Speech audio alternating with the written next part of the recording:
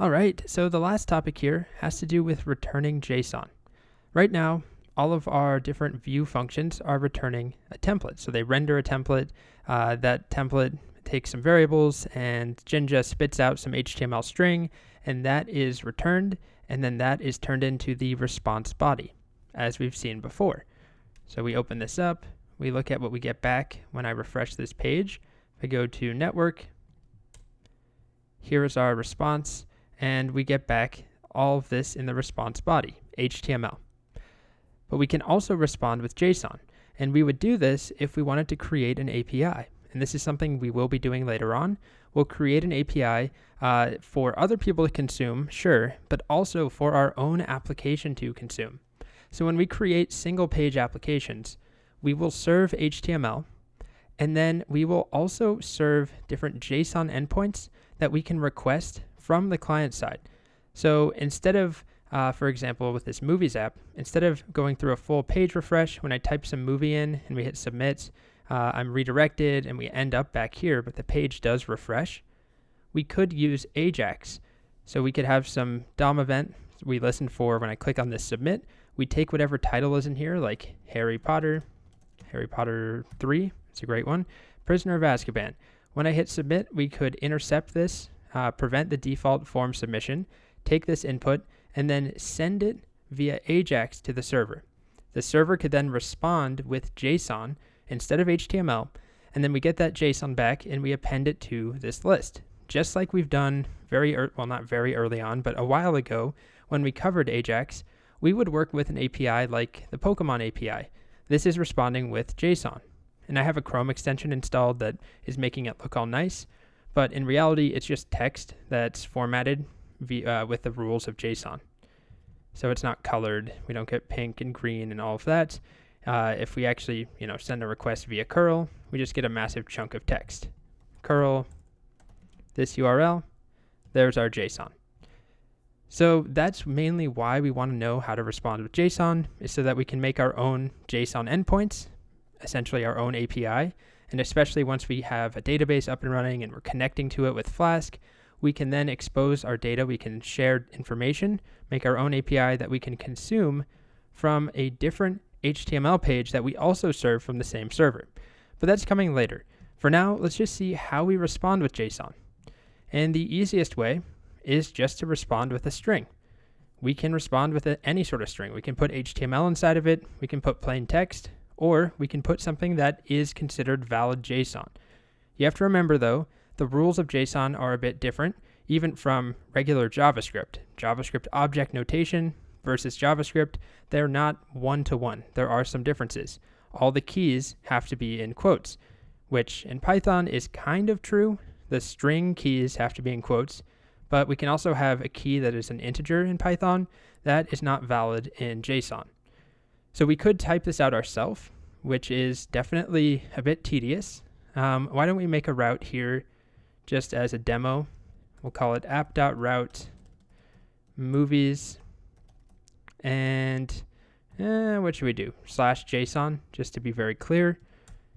And then inside of that, def get, what should we do? Get JSON movies, get movies JSON. And we can return a string of JSON. And we'll just fake it. So we'll do some sort of dictionary. And inside of that, we have to add in our quotes around each key. So we'll do quotes here.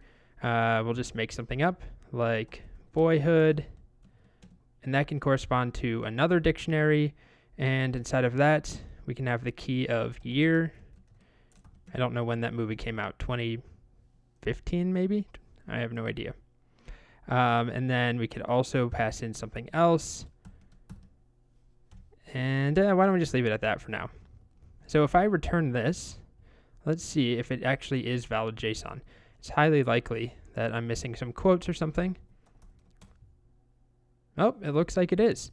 And my JSON extension is picking it up. So I have a Chrome extension that is going to detect if we're viewing JSON.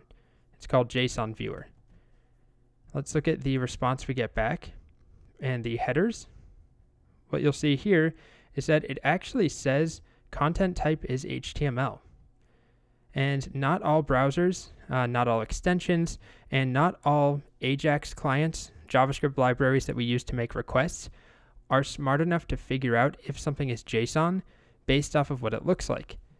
So it looks like the Chrome extension here detected that we got JSON back, but technically the HTTP response says that it's HTML.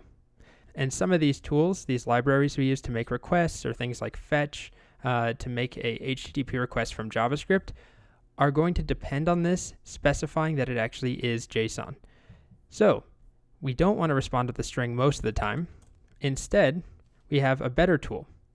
It's annoying to handwrite JSON, and as I've already mentioned, it's best to send a header to our user or to the browser or to whoever made the request. We can send a header saying this is actually JSON. And that's just the content type header. And to do that, there is a built-in function as part of Flask called JSONify. We can import that, and then we pass in some JSONifiable object. So not everything can become JSON. For example, a set is not valid JSON.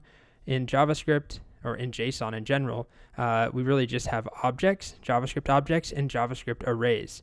So a set doesn't qualify as either. We could turn it into a list first and then use that, and that's probably what we'll do. So we can return JSONify of some structure. And if we want to do that, we just import JSONify right there from Flask. It comes with Flask. And then here, let's do JSONify of our movies. And if I try and just do movies as is, I've already mentioned it is a set, and that's not going to work for us. We'll get an error. If I try it again, object of type set is not JSON serializable.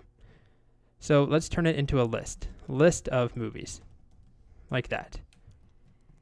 And hopefully that works better, and it does. We now get our list of movies as JSON. And not only does JSONify convert something into JSON format from Python, it makes it valid JSON whenever possible. It also is going to tell us in the response headers that content type is application/JSON. So whatever is receiving this request, whether it's my browser or curl, or some other way of making a request, maybe through AJAX from the client side, that response header indicates this is actually JSON.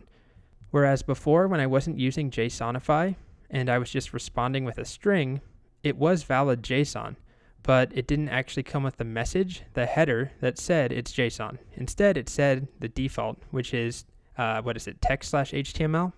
That's what it was saying before. So JSONify, that's pretty much it. We can respond with valid JSON objects. So not everything can be turned into JSON, but most of the time we can store or represent whatever we need as a combination of dictionaries and lists. The last thing I'll do as kind of a wrap-up demo here that's kind of interesting is if we want to explore what this actually returns, we could save this to a variable. We'll just call this JSON object equals JSONify.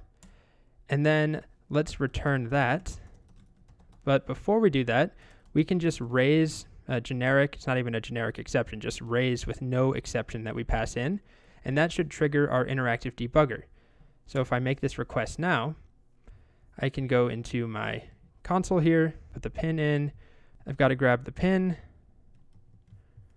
put that in. Okay. Now, if I look at this JSON, what did I call it? JSON object. It's a response object. And if we try and look at that response object, JSON object of dir, or dir of JSON object, it looks like there's not very many properties or attributes and methods, but if we expand, we can see there's quite a few. We also can ask for help on this JSON object. So this is purely educational here. If we're trying to understand what does this actually do, take a step back and think of what Flask does for us in general. All we do is return some string or some template or some JSON, and it takes the wheel from there. So this object has a bunch of different properties, and we can play around with them. I keep saying properties. Technically, they're called attributes in Python. Why don't we look at, okay, there's a method called getJSON. So why don't we just try that? JSON object dot get JSON.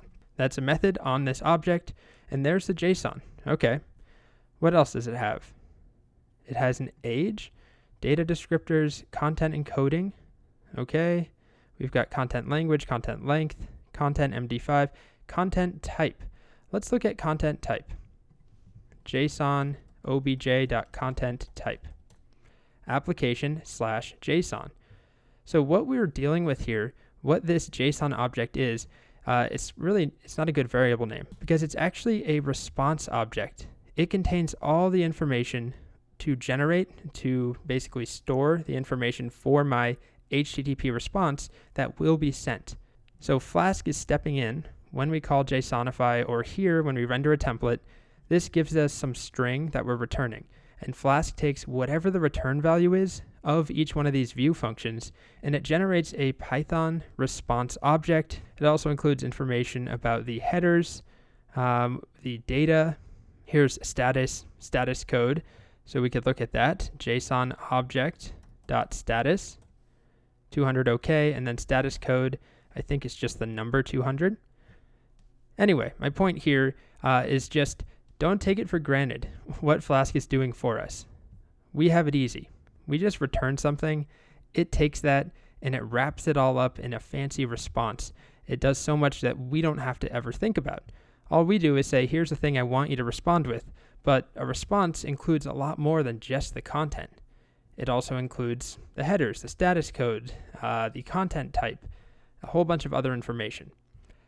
So that's also just a demo of using the debugging toolbar to try and better understand your code. We just raise whenever needed. There wasn't actually a real error there. I just raised it so we could try and understand what was happening. All right, so that's it for responding with JSON. JSONify, something that is a valid JSONifiable object, like a list, not a set. Okay,